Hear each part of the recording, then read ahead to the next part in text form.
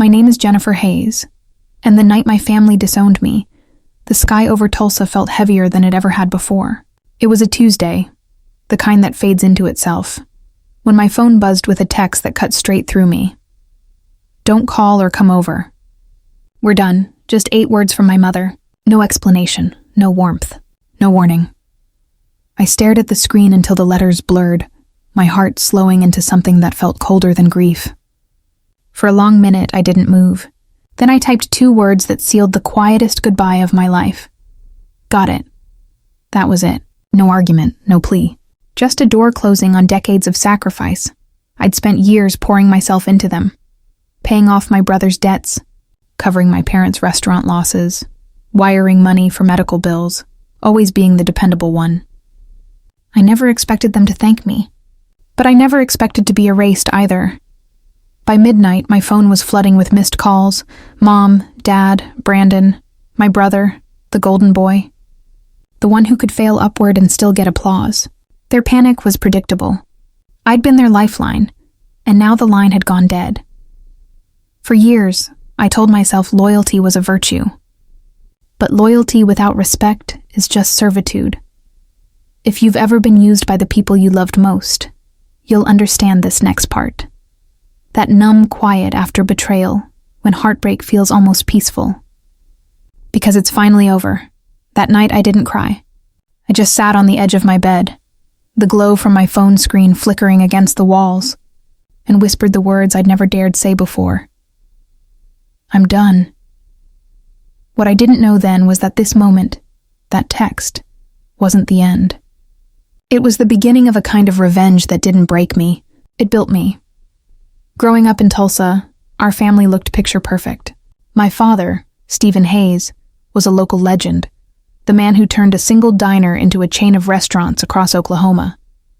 My mom was his quiet partner, the woman who gave up her banking career to help him build his empire. And my brother, Brandon, 4 years younger, was the golden child born under a halo my parents never questioned. Me? I was the outsider who loved color more than cash registers. While they were measuring success in steak sales and profit margins, I was sketching living rooms and hotel lobbies. My dream was to become an interior designer, to build spaces that made people feel alive. Dad never understood that. That's not a career, he'd say, his tone all steel and certainty. It's a hobby. Mom wouldn't meet my eyes. Brandon would smirk, and I'd just smile, and because I had to, because fighting meant losing more than I could afford. When I was 17, I got into a top design school in Chicago. I came home holding the acceptance letter like it was my passport to freedom. Dad read it once, folded it neatly, and said, "If you're not joining the restaurants, you're on your own. No tuition. No support, just silence." So I packed my bags and left. I worked 2 jobs, waitressing and tutoring, barely sleeping, scraping by on scholarships and determination. When I called home, Mom's words were polite but distant. Brandon never called at all. By graduation, I'd learned to live without them. But I hadn't learned to stop craving their approval. Years later, I came back to Tulsa a changed woman, an interior designer with a growing reputation, my name starting to appear in glossy local magazines. But to my family, I was still just Jennifer, the one who played with colors. At dinners, Dad would ask, "So, when are you joining the real business?" Mom would smile tightly. Brandon would brag about the restaurants. Once I brought a magazine that featured one of my hotel designs. I handed it to Mom like a child bringing home a good grade. She glanced at it, then set it aside. "That's nice, honey," she said. "Brandon's opening a new location next month." It was like clapping for someone else's play while I stood on stage, invisible. But invisibility doesn't last forever. One day you start to see it for what it is. Not humility, but erasure. And I was done being erased. Then came the years of quiet servitude disguised as love. Mom got sick, cancer. I didn't hesitate. I covered her treatments, flights to specialists, everything.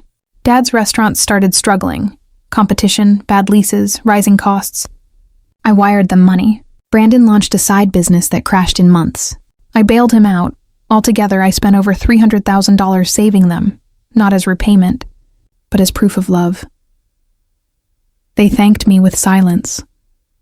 Every dollar I sent was another brick in a wall I didn't see I was building. A wall between who I was and who they needed me to be. Until one night, I overheard something that shattered whatever illusion I had left. It happened on a Sunday evening at my parents' house, one of those forced family dinners where tension hides behind polite laughter. Dad had stepped into his office to take a call, and as I passed the half-closed door, his voice slipped through the crack like smoke. Brandon will inherit everything. Jen's done well enough on her own. My breath caught. He wasn't talking about shares or money.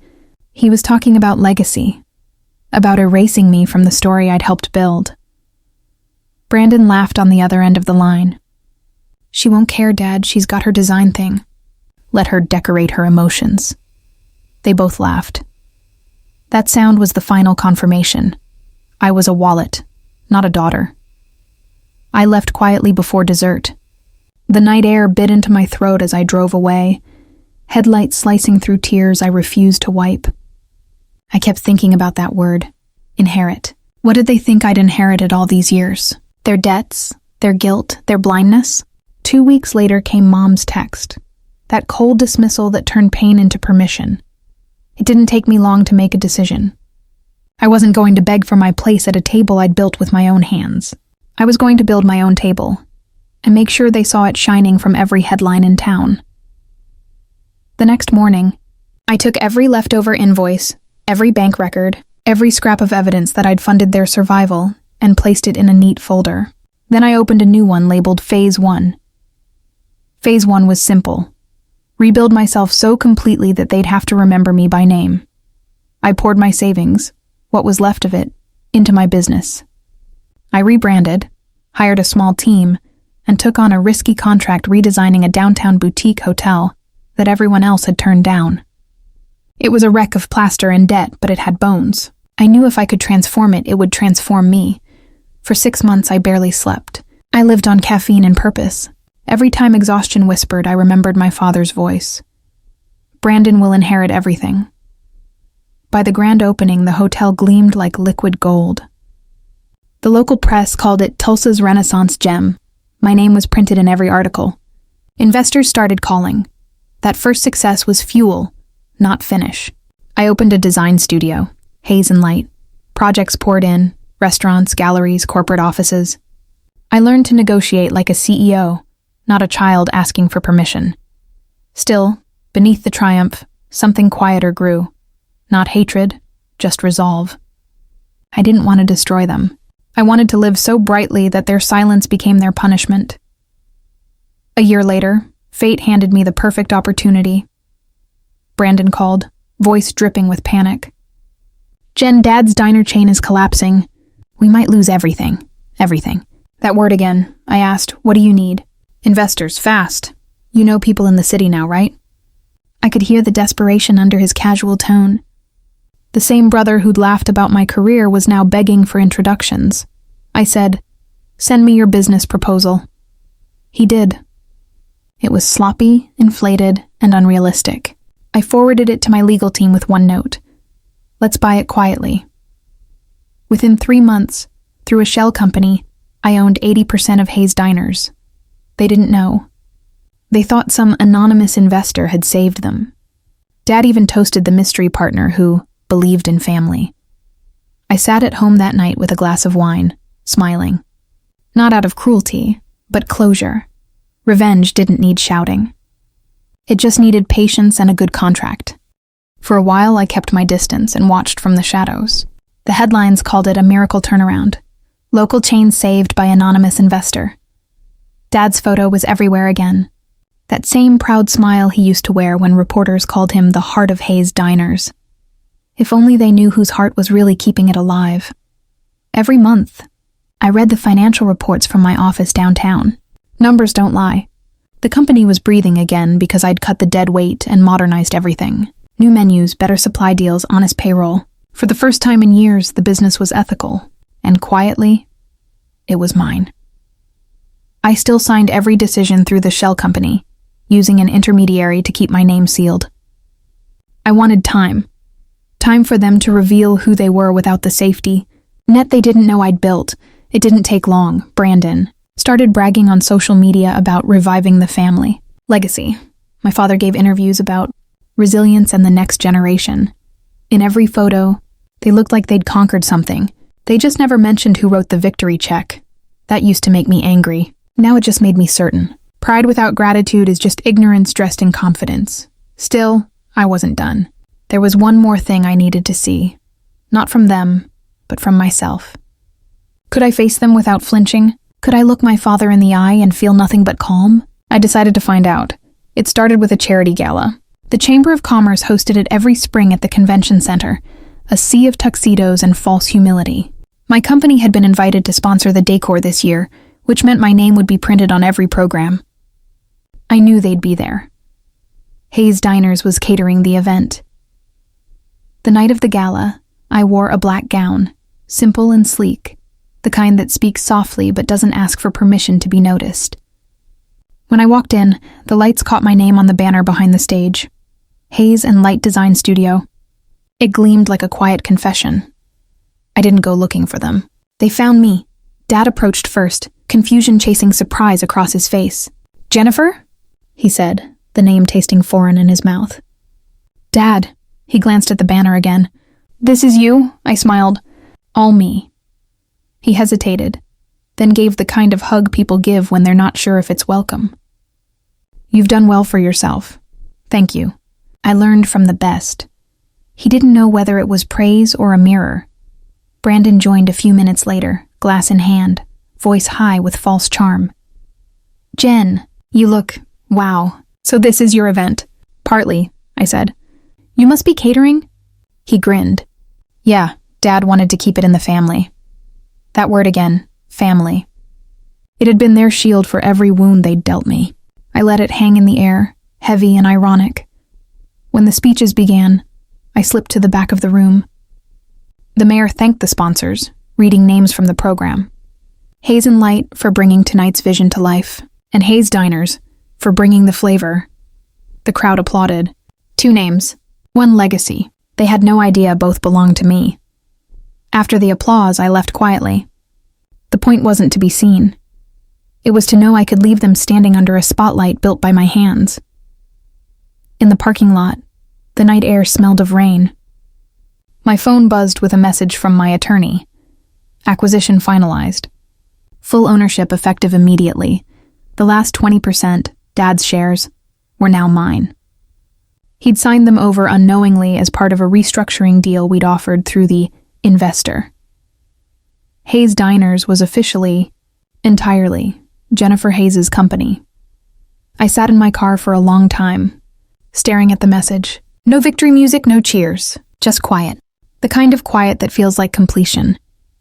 For years, I wanted them to acknowledge my worth. Now the universe had found a cleaner way. They worked for me and didn't even know it. 2 days after the gala, my phone rang. The caller ID said Dad. I let it buzz until the sound faded. The truth would come soon enough. By Friday it did. My attorney called first.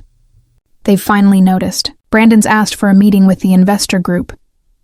"Set it," I said. "I'll be there." We chose the conference room at the downtown law office. Glass walls, polished table, a skyline view that made people feel small. When I walked in, they were already there. Dad at the head of the table, Brandon beside him, both stiff in their best suits. They looked up together, expecting some stranger from the shadows. When they saw me, the silence cracked. Dad blinked. "Jennifer?" Brandon frowned. "Wait, what are you doing here?" I set my folder down, the company's new letterhead on top. "Finishing what you started." They stared as the lawyer explained the paperwork, every clause, every signature that had quietly transferred ownership. Their eyes tracked the words Hayes Diners followed by sole proprietor, Jennifer Hayes. For a long time, no one spoke. Then Brandon exhaled hard. "You bought us?" I met his gaze. "No, I saved you. You just never thought to ask who was holding the rope." Dad's face flushed. "You went behind our backs?" "You went behind mine years ago," I said softly. "When you decided I wasn't part of this family's future. I just corrected the math." He leaned back, the old authority draining from his posture. "Why?" Because watching you collapse would have made me like you. I wanted something cleaner. I wanted to prove that I could build without bitterness. The room stayed still. The city hummed below us, the only sound left. Finally, Brandon laughed once. Brittle, uncertain. So what now? You fire us? No, I said. You keep running the restaurants. You're good at that part. I'll handle the structure, the part you never saw. Dad's voice softened, fragile. And your mother? She would have understood. She taught me to love this family even when it didn't love me back. I'm just giving that lesson a better ending. He nodded slowly, pride and regret tangled in his eyes. You did good, kid. It was the closest he had ever come to an apology. I accepted it in silence. When I walked out of that room, I didn't feel vindicated. I felt free. In the weeks that followed, the news spread. Hayes Diners under new ownership. Daughter leads modern revival. Journalists loved the narrative of the forgotten child turned visionary. Clients from my design studio sent congratulations. The city saw triumph. I saw closure. At the next board meeting, Dad and Brandon sat quietly while I outlined plans for fair wages, community outreach, sustainable sourcing, the kind of integrity the business had lost years ago. They didn't argue. Maybe they finally saw me as more than a wallet. Maybe they were just tired. Either way, peace settled where bitterness used to live. I kept them on payroll, not out of guilt, but out of grace. Letting them work for the company they once denied me felt like the most elegant kind of justice. Polite, clean, final. One night after everyone left the office, I walked through the empty restaurant on Main Street, the first Hayes Diner my father ever opened. The booths gleamed from fresh polish. The air smelled of coffee and nostalgia. I sat at a corner table and ran my fingers across the carved initials in the wood. UB 1998. My brother and I had scratched them there when we were kids. The carving was faded, but still there, proof that even forgotten things endure. I smiled. Revenge hadn't broken me. It had rebuilt me with steadier hands. It's been almost a year since that day in the conference room, and I can finally say it out loud without a tremor. I own the company that once erased me. But more importantly, it no longer owns me. Every morning I walk through the doors of Hayes Diners HQ with a quiet sense of belonging. The walls are repainted, the air lighter, the energy different. My name is etched on the glass entrance in understated silver. Jennifer Hayes, founder and CEO. Not because I demanded it, but because the board insisted it was only right. Every time sunlight hits those letters, I feel like I'm walking into a version of my life I once dreamed of, but never thought I'd reach. Dad still works as a consultant. He comes in 3 days a week, sipping black coffee, reading reports in silence. There's a calm between us now. Not warm, not cold, just honest. Sometimes he looks at me the way he used to look at the restaurant's first day crowd. Proud, protective, slightly in awe. We don't talk about the past. We don't need to.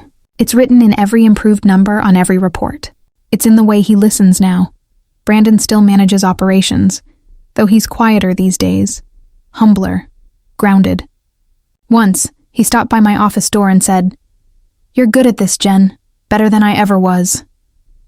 I looked up, met his eyes, and smiled. I know. It wasn't arrogance. It was fact. And finally, he didn't argue. But my real pride doesn't come from profit margins. It comes from what I built beyond them. Last spring, I started something new. The Hayes Foundation for Women in Business. It funds women who were told no too many times. Women who, like me, were asked to prove themselves twice just to be seen once. The first scholarship went to a single mother named Lacey, an architecture student who reminded me too much of myself at 20. When she got the acceptance letter, she cried on the phone and said, "I won't waste this." I told her, neither did I. The foundation isn't just charity. It's redemption turned outward, because revenge, when it's clean, doesn't stop itself. It ripples outward, quietly teaching others what power looks like when it forgives but doesn't forget. Sometimes, when I drive past the original diner, the one with the neon sign that flickers Hayes half the time, I park across the street and watch through the window. Families sit in the same booths I once cleaned after closing time, Kids laughing over milkshakes, parents too busy being grateful to notice the name on the building.